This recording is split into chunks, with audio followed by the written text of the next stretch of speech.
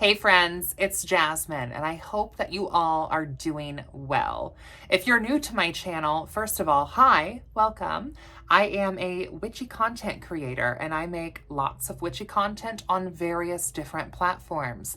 So check my links out down below if you like my vibe and want to follow me in other realms. Feel free. I like to make content about witchcraft, paganism, folklore, Covenry, group ritual, ceremonial magic, folk craft, and also just like my spooky, kooky, crazy, spooky life. If you are a returning subscriber, thank you so much for coming back. Your support means the world to me. Please make sure that you give this video a like if you like it and subscribe to my channel if you would like to see more of my content. Make sure that you hit the bell so that way you can be notified every time I post or go live. In today's video, I really want to talk about spirit possession, trance prophecy in witchcraft, and what that means from my perspective. I feel like spirit possession in general, when it comes to the at least digital witchcraft spaces, is sometimes a very controversial thing. To kind of give you a little bit of a background, I'm going to be speaking not only just from like my own experience as a paranormal investigator, but also as a high priestess of a coven and serving as an oracle for our tradition, which if you're interested in learning a little bit more about my coven's tradition, our website is linked down below and you can learn more about the Solar Court Coven there. First, what do I mean by spirit possession and what exactly is trance prophecy? So what I'm going to be talking about is quite literally what it sounds like, spirit possession. Having a spirit possess the flesh of a practitioner, of a priestess, of a witch. That's what I want to talk about. That's something that I find is, I don't know, I think it's kind of controversial. I know that witches, do and don't believe in it. And even those witches that do believe in it, their mileage might vary on their participation in it. So I also have a little bit of a checklist here in front of me. So if you see like my eyes looking elsewhere, one, I'm neurodivergent, so I might be looking at the camera, I might look at myself, I might look at my notes. You're just gonna have to forgive me, I'm sorry. But I have some bulletin points here because I wanna make sure that I touch on these aspects. So spirit possession in witchcraft, like I said, it's quite literally that. It is possession. It is invoking and inviting a spirit to possess the flesh of a practitioner. And this is something that we have seen in like literature, in the Bible, in the Quran, and even in pre-Islamic, pre-Abrahamic sources, such as like the oracles of Delphi, if you're familiar with that. Now, this is often sometimes called trance prophecy as well. And I think that if we look at kind of like the root of like trance, it involves the practitioner going into a trance-like state to allow the spirit to possess them. Prophecy, I think that kind of comes in because a lot of times when we are using spirit possession in a ritualistic manner, we are looking to maybe divine for the future or for, our individual selves, or ask questions to the spirit that is kind of standing center in that trance prophecy. So a trance prophecy, that's kind of what that is. Now, how can this be beneficial? Well, I find that trance prophecy or spirit possession can be beneficial because allowing a spirit to ride you, as some communities might call it, I think is a intermediate to like advanced sort of skill set. It's something that not everyone is comfortable with and takes a little bit of practice. I find that those practitioners that are able to disassociate a little bit more maybe than others, will have an easier time at allowing a spirit to possess them. And I am going to talk about like some tips and techniques and my own experiences and kind of share some tea like towards the end of this video. So make sure that you stick around. So some of the pagan origins of this practice. If we look at the oracles of Delphi, of course, these were oracles that were serving in the temple and were offering divinatory services through the art of trance prophecy by the power of Apollo, the lord of illumination and music and prophecy and harmony. And so we find some historical origins there. I encourage you to look into the oracles of Delphi if you find that that resonates with you. That is something that I have looked into myself. In our coven, we have like a Delphian like shroud, which is like a big red cloth that we will wear when we are serving as the oracle in a trance prophecy for a ritual. Now, there's also the Zar dance, which is found in Northern Africa and the Middle East. And this is typically a hair dance where the practitioner will be moving their hair, dancing around, summoning the spirit, and also practicing ruqya, or an exorcism. And this is also found, ruqyas are found like in the Quran for exorcising spirits or banishing unwanted jinn. This would be falling under the category of like sahir, or Middle Eastern conjure, Arabian style magic. It's found pre-Islamically in the Fertile Crescent's folklore, but it's also found within the Quran as well.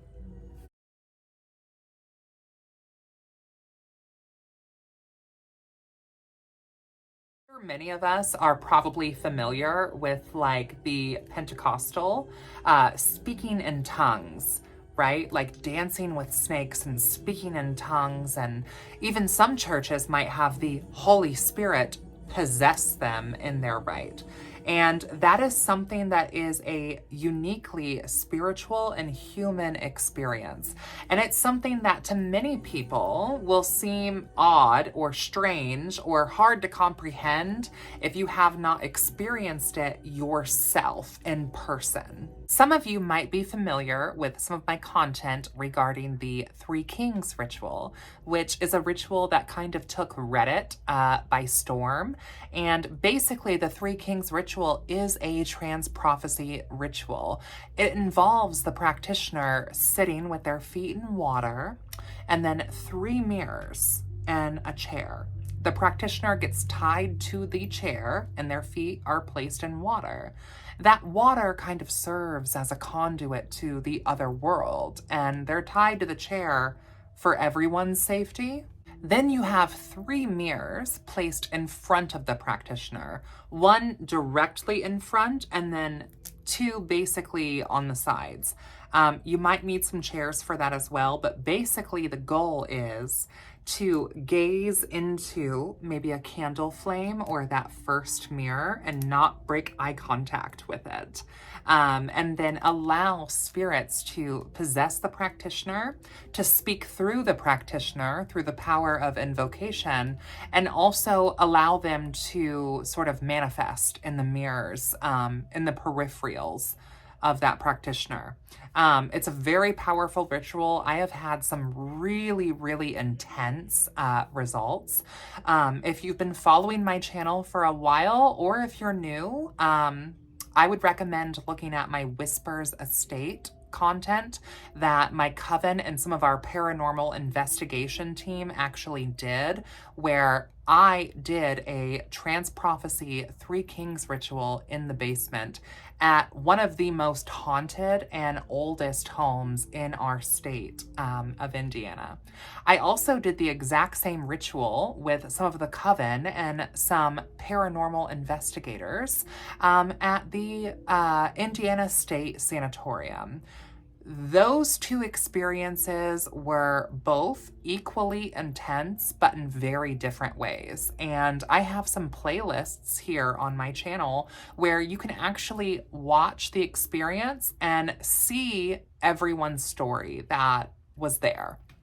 Now, if you're interested in the actual like trance prophecy tapes, that is something that I am going to keep on my Patreon. You can sign up for that. The link is down below. So if you want to see that footage and those tapes of that particular experience, that's not something I am comfortable with like publishing on YouTube, so you will have to find that on Patreon. However, if you don't want to subscribe to the Patreon, you can find other people's experiences of this ritual and also just of like investigating these like haunted places here on my channel. So check out my playlist tab there.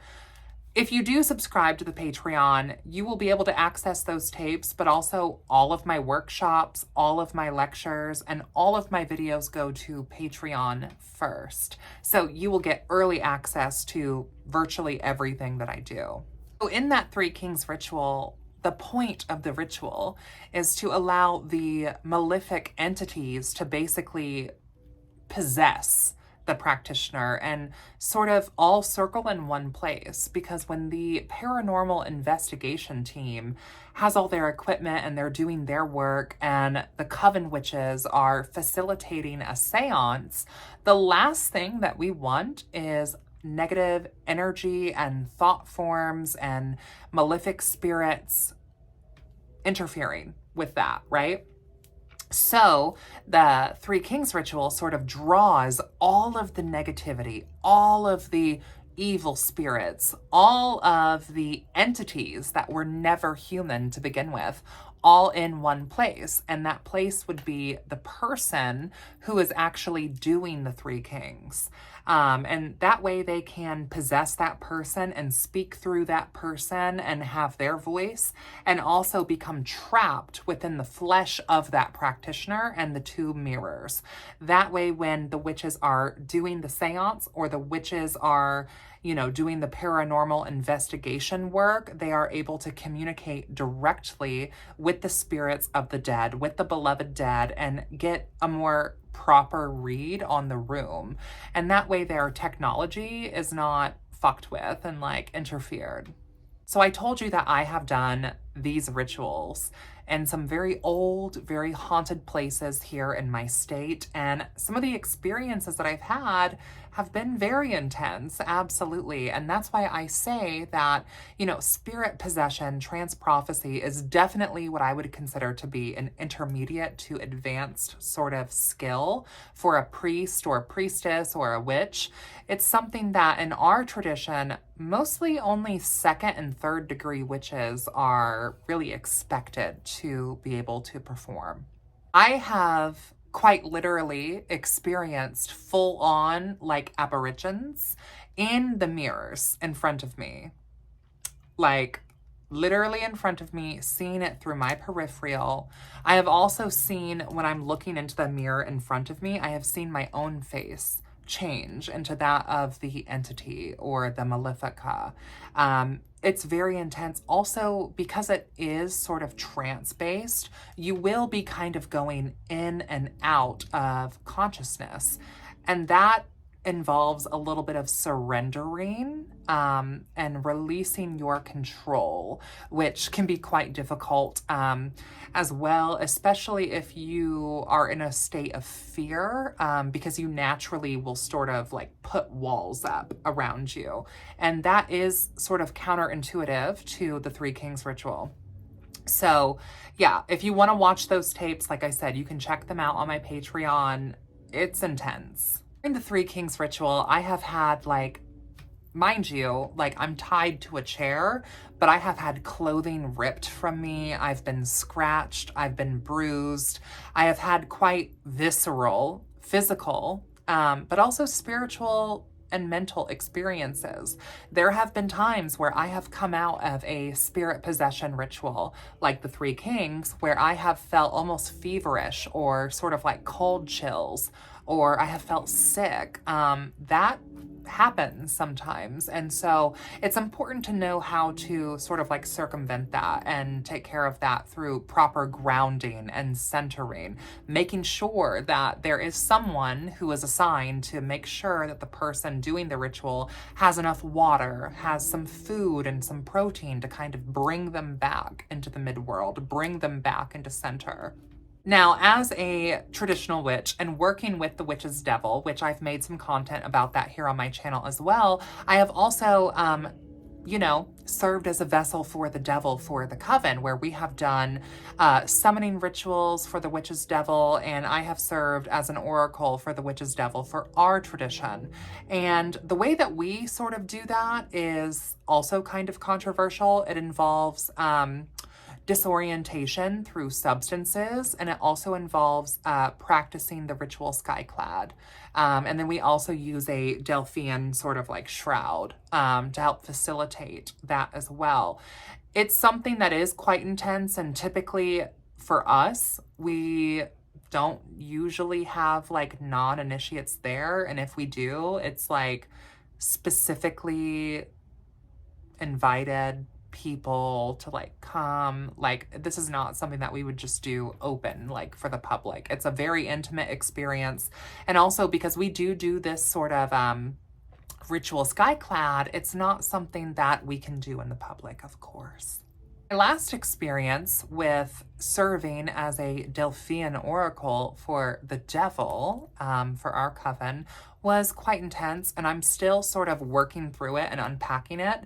You know, when I went into trance and when the coven said their invocations, I basically found myself in the other world that mirrored a physical ritual site that we have used in the woods before.